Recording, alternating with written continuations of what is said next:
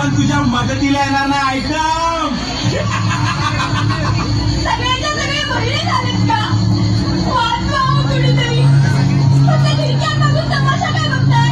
हे खिडकीतून वाकून बघणारे जर तुला वाचवायला आले असते ना तर ह्या देशात कधी बलात्कार